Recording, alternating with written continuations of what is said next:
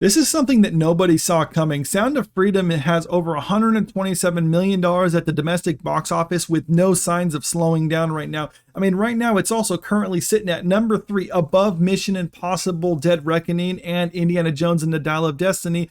But its only movie that it's actually behind are Oppenheimer and Barbie, which are 2 of the biggest opening movies of the whole year. And in the middle, you just have this little indie movie with about a $14-15 million budget. And also, it was announced this last week that it actually beat out The Flash in its domestic run. So, I mean, another huge franchise movie, and it was all beaten out by this little one. Something studios can actually take away from this is just because you put a lot of money into something doesn't mean audiences are going to come out to see it. In fact, it's almost like a big risk with the little reward that we're seeing from these, because even if these movies do make money, it's just a little bit. I mean, right now this movie has made close to 9 times its actual budget. So I mean, it seems like a good bet just to put money onto these little movies.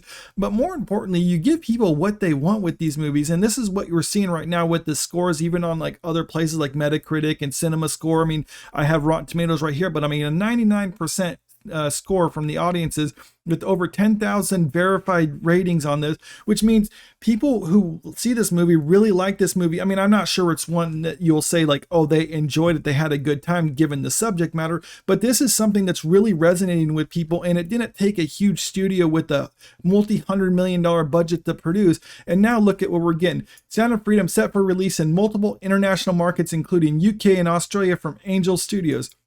I mean, this is big news from this studio right now. I mean, they're getting an international release. This was something that was talked about, like, are they going to get an international release, or is it just going to be domestic? But I mean, seeing the numbers that it comes in, usually a movie like this will just be released to a domestic market to select theaters, and then that's it. But this movie, it has some legs on it, and it's becoming kind of that cultural flashpoint. So it will be released in South Africa from August 18th and Australia and New Zealand from August 24th. The film will hit cinemas in the following territories from August 31st, and that's Mexico, Guatemala, Honduras, El Salvador, Nicaragua, Belize, Panama, Colombia, Venezuela, Argentina, Uruguay, Paraguay, Bolivia, Chile, Peru, Ecuador, and Costa Rica. So from August 31st, pretty much every country south of the U.S. on this side, hemisphere, which is all Mexico, South and Central America. And the film will receive subsequent release in the UK and Ireland from September 1st and Spain from October 11th. So there we go. I mean, it's pretty much making its rounds way around the world right now. I didn't see much Asian markets in there, but still, I mean, we'll see what happens with that, because maybe they can announce that later on, and who knows. But I mean, it just goes to show that this movie is resonating with people right now, and a lot of studios are starting to take note of this. So we get this article right here from Polygon, and while they do still have the usual media spin about this being a conspiracy theorist film, they actually have some legitimate notes to take away from sort of this movie right now. So one thing they're saying is, Sound of Freedom caters to an audience that's often underserved at the movie theater. People who just want a straightforward thriller about an American being a hero and saving the day from an unambiguous evil. That's true. That's what this movie is about. Just someone who's like, hey, these people are trafficking kids, I'm going to stop them. I mean, there's really no reason that you can't get behind that. While there are plenty of movies interested in people fighting the bad guys, Sound of Freedom keeps staying significantly more grounded than most of the other movies in this summer blockbuster season, like Mission Impossible Dead Reckoning Part 1, Indiana Jones and the Dial of Destiny, or any number of superhero movies. It seems that most folks who see it are having a great time based on the movie's A+ cinema score and independently run exit poll of theater goers.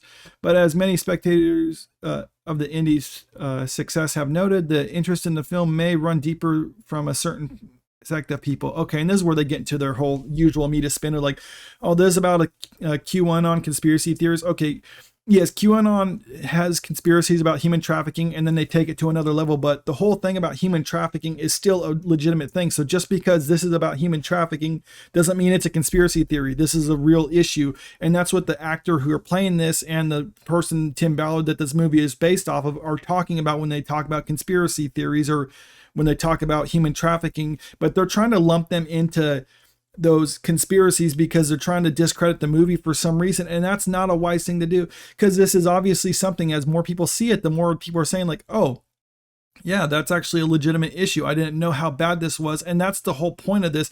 It's becoming a cultural movie that's shining a light on an issue that's often forgotten and most people don't even pay attention to. And for some reason, you have people within the media trying to cover it up and trying to get you to look the other way for some unknown reason.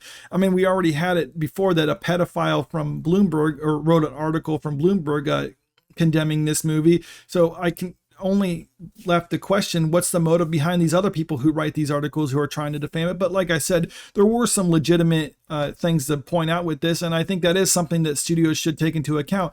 Is you don't need to have those huge multi-$100 million superhero movies filled with CG and stuff like that. I mean, there's a time and a place for movies like that. I mean, I saw Mission Impossible. I liked that movie pretty well. But for sometimes you just need to have a good story with relatable characters with an objective that you can actually get behind as an audience member, and a guy who's just trying to stop child trafficking. I think that's something that most people can actually understand and empathize with, and that's what puts out a movie that people actually come out to see. Let me know what you think in the comments, and if you're in one of these other countries, are you going to go see this movie when it comes to your area? Let me know in the comment section, and if you like this video, make sure you click the like button, share the video, and subscribe to the channel if you want to stay up to date with the latest news. Thank you.